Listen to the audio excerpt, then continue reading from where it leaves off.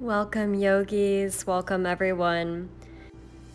Today's video is for anyone participating in Dry January.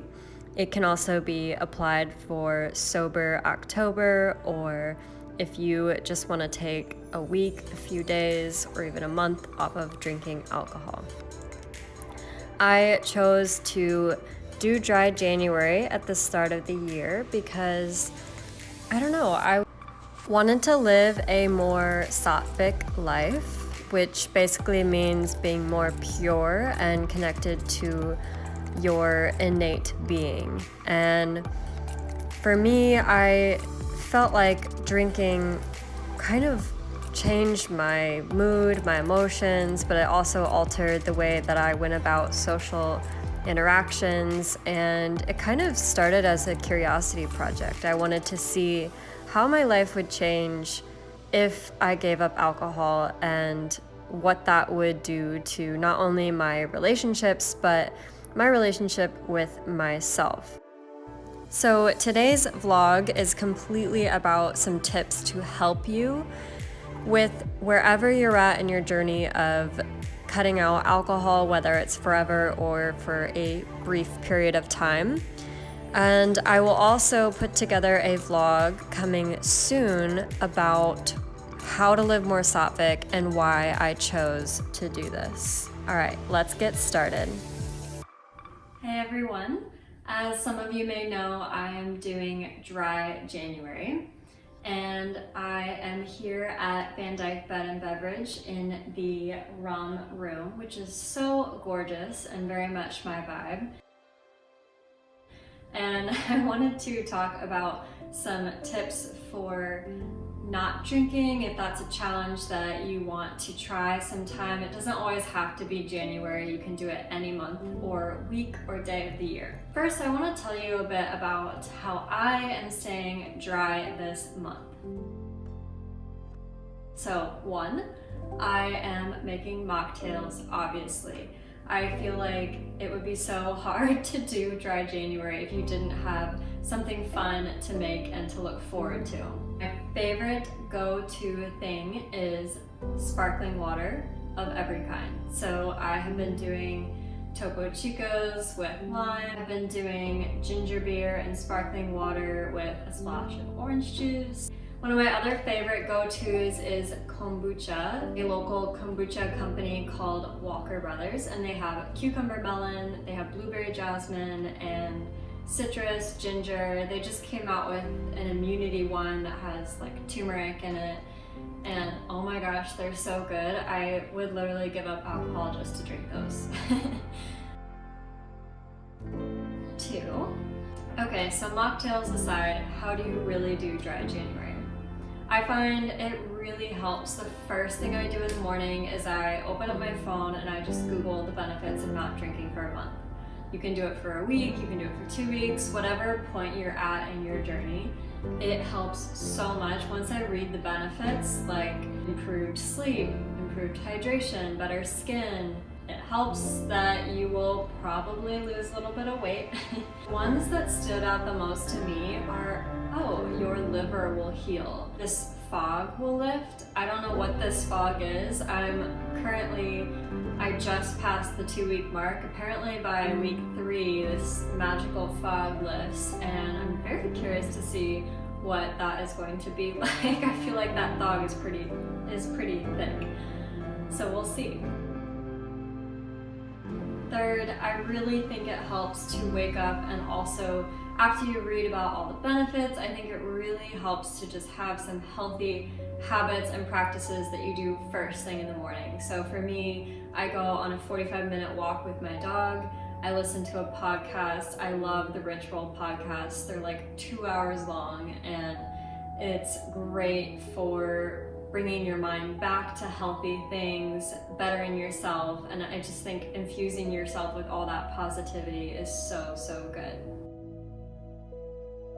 4, it is so beneficial to have a creative project or something that you can really invest a lot of energy in. So for me, right as I was starting Dry January, I made my free online course, and just being able to focus on that 100%, not be tired or groggy and have all this extra energy, it felt like it was a breeze to create. So if there's something you've been wanting to create, now is the perfect time to do it. Or if you have something you want to accomplish, maybe challenge yourself to give up alcohol until it's complete. It's just an idea.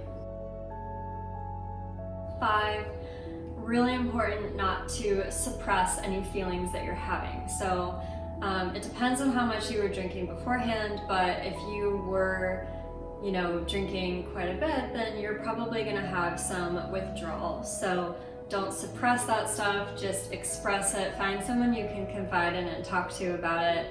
Try to get a friend to do it with you or your partner. And I find it really helps to just write down whatever you're feeling.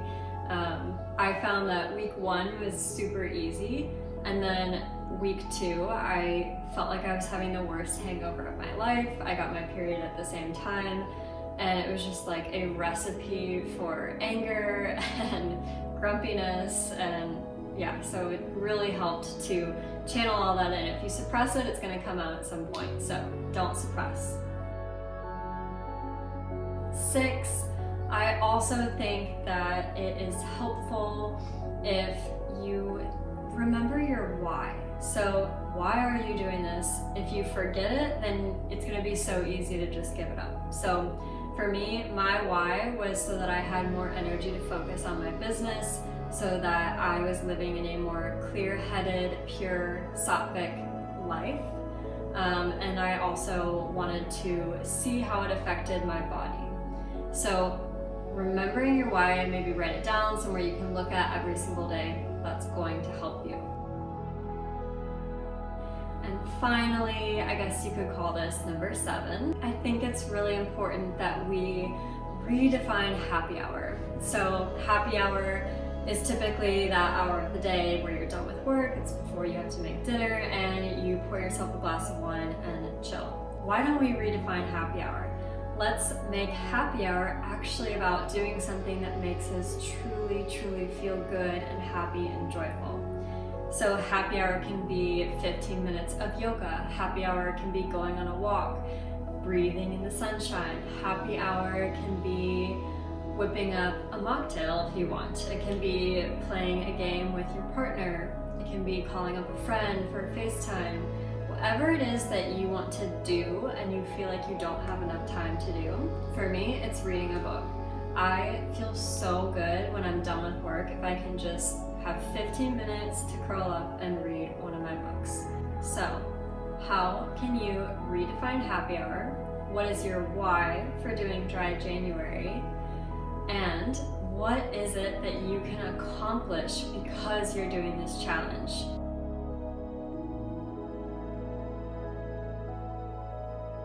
In yoga, we talk about tapas. It's one of the yamas and niyamas of yoga.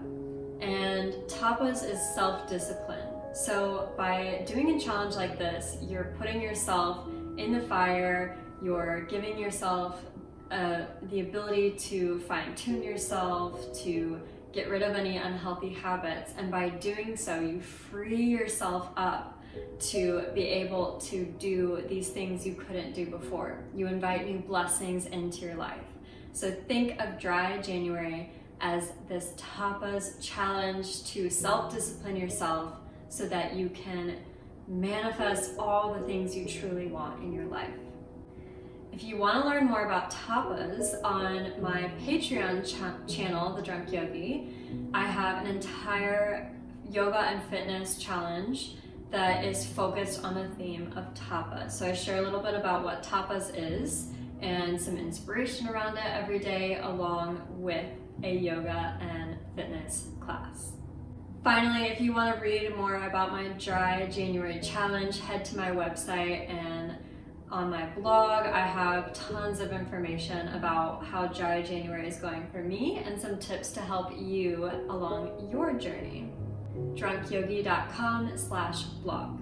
Thank you guys. I'll see you next time. As always, be well and be a light to the world.